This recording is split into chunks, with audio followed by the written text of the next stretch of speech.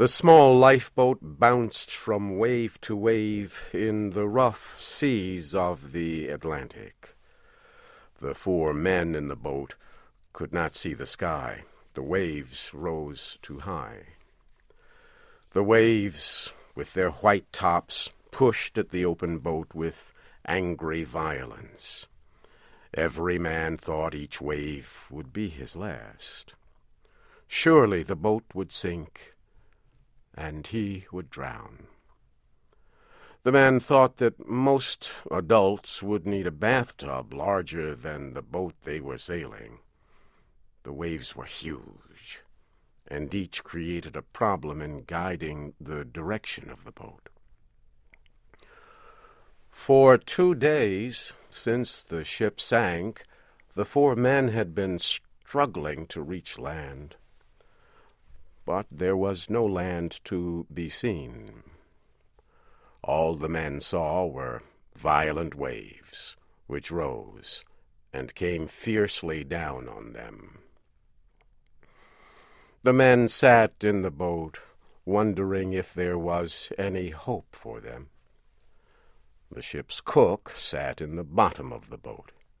He kept looking at the 15 centimeters which separated him from the ocean.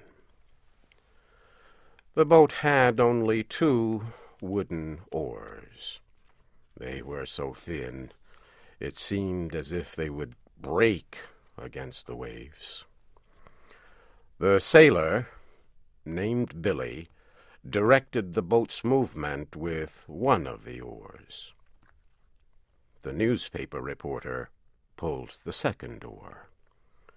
He wondered why he was there in the boat. The 4th man was the captain of the ship that had sunk. He lay in the front of the small boat.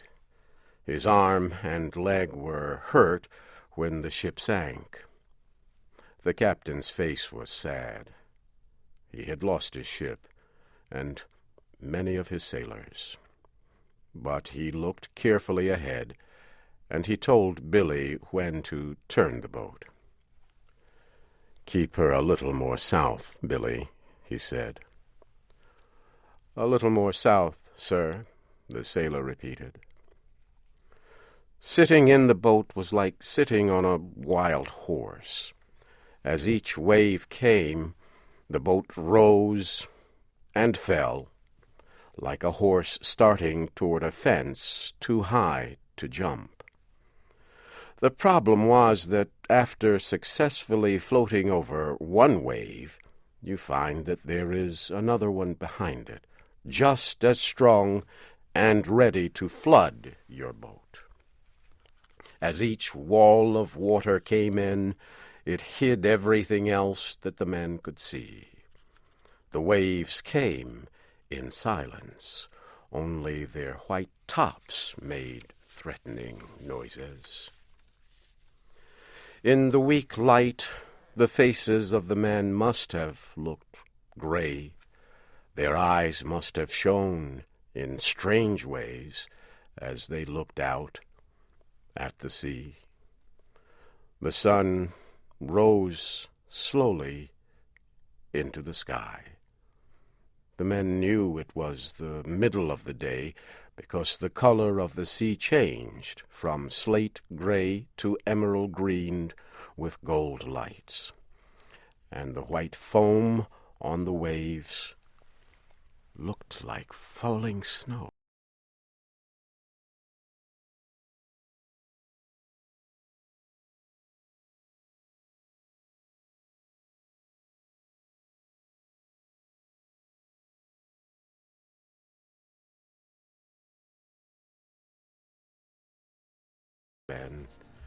As the boat dropped down again, the water fell just past them.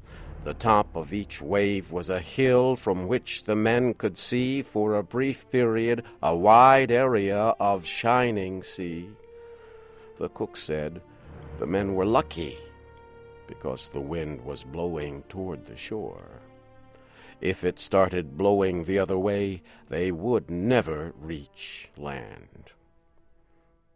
The reporter and the sailor agreed, but the captain laughed in a way that expressed humor and tragedy all in one. He asked, "Do you think we've got much of a chance now, boys?"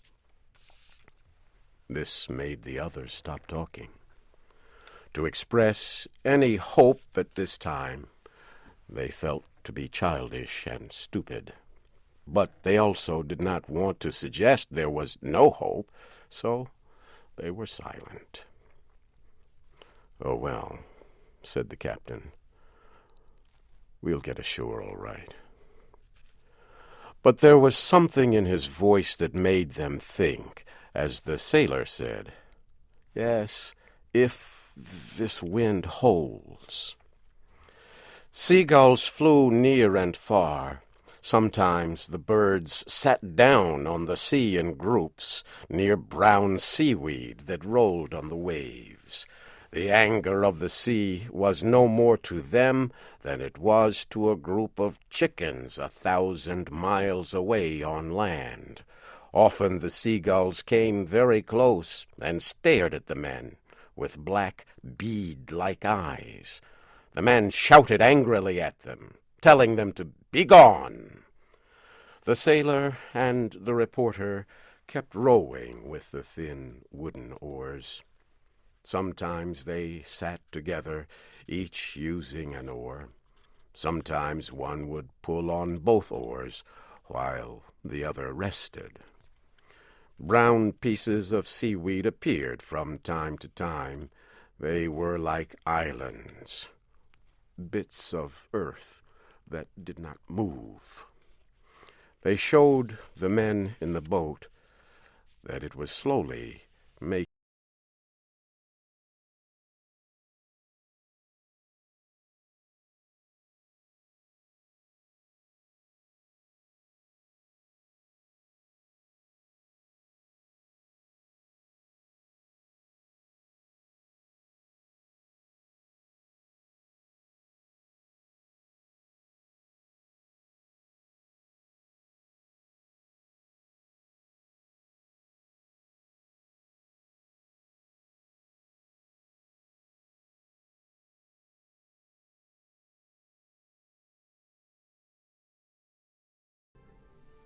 The cook also said he saw it.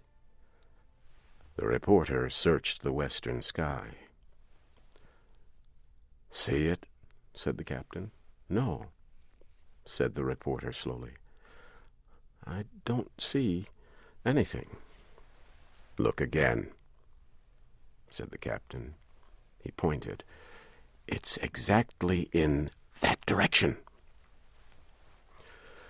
This time the reporter saw a small thing on the edge of the moving horizon. It was exactly like the point of a pin. "Think we'll make it, Captain?" he asked.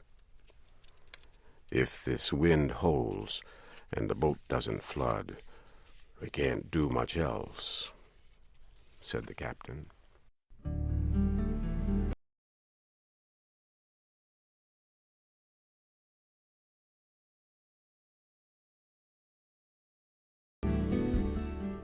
It would be difficult to describe the brotherhood of men that was here established on the sea.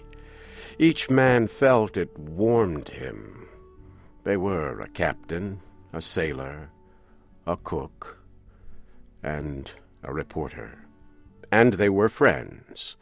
The reporter knew even at the time that this friendship was the best experience of his life. All obeyed the captain. He was a good leader. He always spoke in a low voice and calmly. "I wish we had a sail," he said, "to give you two boys a chance to rest." So they used his coat and one of the oars to make a sail, and the boat moved much more quickly.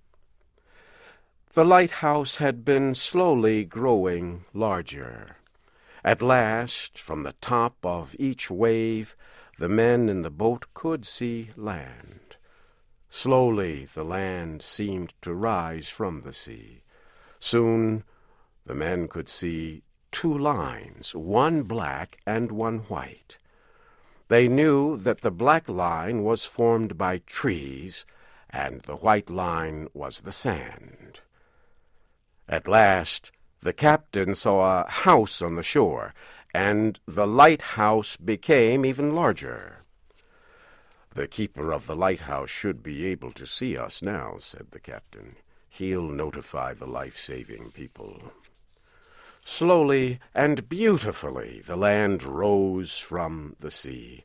The wind came again. Finally the men heard a new sound, the sound of waves breaking and crashing on the shore. "We'll never be able to make the lighthouse now," said the captain. "Swing her head a little more north, Billy." "A little more north, sir," said the sailor.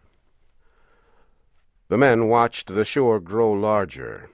They became hopeful. In an hour, perhaps, they would be on land. The men struggled to keep the boat from turning over. They were used to balancing in the boat. Now they rode this wild horse of a boat like circus men. The water poured over them.